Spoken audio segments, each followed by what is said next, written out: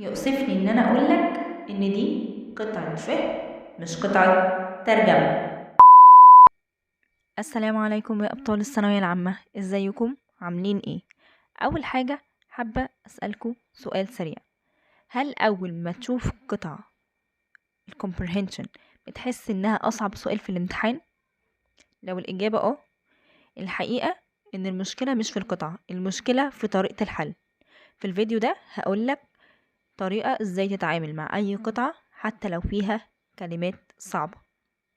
ناس كتير فاكرة ان المطلوب ترجمة القطعة، وده طبعا مفهوم غلط جدا. ليه؟ اول حاجة لازم نفهم ايه الهدف من قراءة من القطعة اصلا. ايه الهدف ان هو يجيب لك قطعة في الامتحان؟ ليه بيختبرك في قطعة؟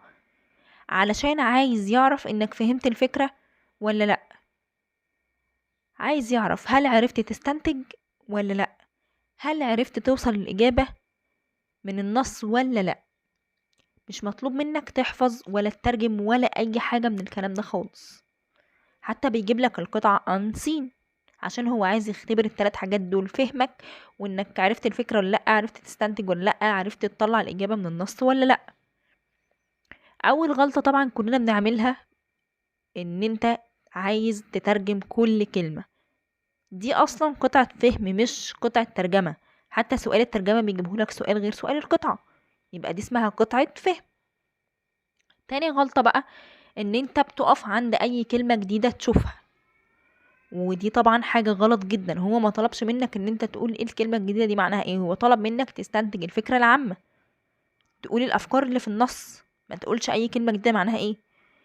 تالت حاجة انك اول ما بتشوف القطعة بتقرأها كلها قبل ما تقرأ الاسئلة، وده طبعا بيديك احساس انك تهت اصلا ومش فاهم القطعة دي بتتكلم عن ايه، وده طبعا حاجة غلط جدا. رابع حاجة بقى بنعملها انك بتختار اول اجابة شبه الكلام. يعني ايه؟ يعني اول مثلا ما تشوف كلمة فيها حاجة شبه الالوان بتختار على طول وانت اي حاجة وانت مش عارف. دي حاجة غلط جدا. خامس حاجة، ودي مهمة قوي قوي، ان انت ما بتنتبهش للمفردات.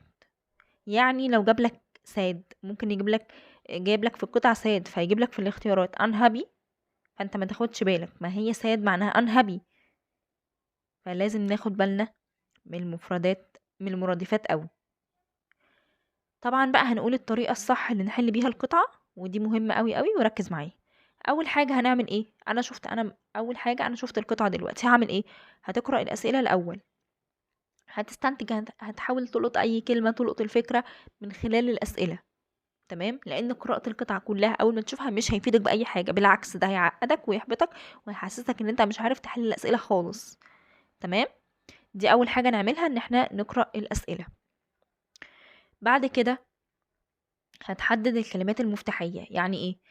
يعني مثلا في القطعة جابلك ان الفلان ده مثلا راح الساعة 6، فجاب لك ساعة زمن مثلا، فطبيعي ان هو هيسألك حاجة عن الزمن ده. هيسألك مثلا ان هو سافر امتى، رجع امتى. مثلا قالك ان هو راح الساعة 6 وقعد ساعتين، فممكن يسألك هو مثلا رجع بيتهم الساعة كام، يبقى رجع الساعة 8، وانت هتحط الساعتين على 6 يبقى 8. طبيعي ان هو يسألك في حاجة كده، استنتاج فكرة، سؤال مباشر هيسألك. المهم ان هو هيسألك لو جاب لك وقت، وطبيعي ان هو بيجي في اي امتحان وقت يسأل عن الوقت يعني. تمام؟ جاب لك مكان، طبيعي ان هو يسألك عليه، المكان ده شاف فيه ايه، كان حلو كان وحش، كان شعره ايه هو في المكان. طبيعي ان هو يسألك في الحاجات دي، فانت لازم تعمل تحدد الكلمات المفتاحية اللي هو هيجيبها. تمام؟ تالت حاجة ان انت بعد ما تقرأ الأسئلة الأول وتحدد الكلمات المفتاحية، هتقرأ القطعة بسرعة علشان تعرف الفكرة العامة بسرعة. ما تقفش عند كل كلمة وتحاول تترجمها، ده غلط. تقرأ القطعة بسرعة. رابع حاجة، ارجع لمكان الإجابة وما تختارش بالشبه. ارجع لمكان الإجابة وما تختارش بالشبه. مش تحل بناء على الحاجة اللي انت فاكرها من القطعة، لا. لو هو مثلا سألك عن الميعاد ترجع تشوف كان الساعة 6 ولا 8 ولا الساعة كام. مش هتخسر حاجة لما ترجع عشان ما تخسرش درجات.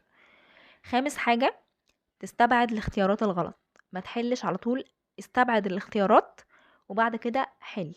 تمام؟ ما تحلش على طول بناء ان انت فاكر بقى، ولا من غير ما تستبعد الاختيارات، لا. طيب بالنسبة للكلمات الصعبة، تتعامل معاها ازاي؟ لو لقيت كلمة جديدة ما تقفش عندها، كمل، ما انا قلت لك دي مش قطعة ترجمة، عادي كأنك ما شفتهاش خالص. غالبا الجملة نفسها هتوضح معناها. يعني لو جاب لك مثلا ان هو الشخص ده راح لمكان معين الساعة كذا وشاف حاجة مثلا، حاجة انت مش عارفها، مثلا مش عارف دي جماد نبات شيء ايه، الجملة هتوضح معناها. هيجيب مثلا ضمير يقعد عليها، لو لقيت دي ضمير عاقل يبقى مثلا شخص، او كده لقيت بيقعد عليها ضمير غير عاقل يبقى دي مثلا جماد، حاجة انت، نبات، اي حاجة يعني. تمام. هيجيب حاجة توضح معناها، هو بس هيسألك في الافكار، مش هيسألك في ترجمة القطعة. في الامتحان مش لازم تعرف معنى كل كلمة خالص، يعني عادي جدا لو هتلاقي كلمات كتير انت مش عارف معناها، مش مشكلة خالص. تمام. ده بالنسبة للحاجات اللي انت تتعامل بيها مع القطعة.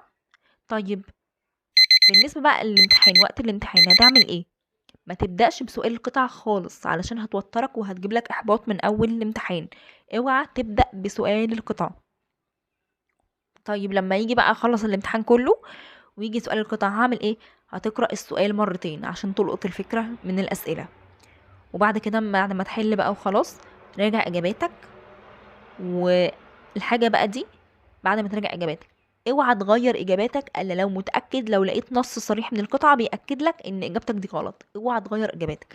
لان في الاخر كلنا بنتوتر وبنحس ان اجاباتنا غلط وبنغير الاجابات، سواء في القطعه او الاسئله التانية غير القطعه. اوعى تغير الاجابه الا لو انت خلاص اتاكدت ان اجابتك اللي انت مختارها من الاول دي غلط، لان التركيز بيقل في اخر الامتحان.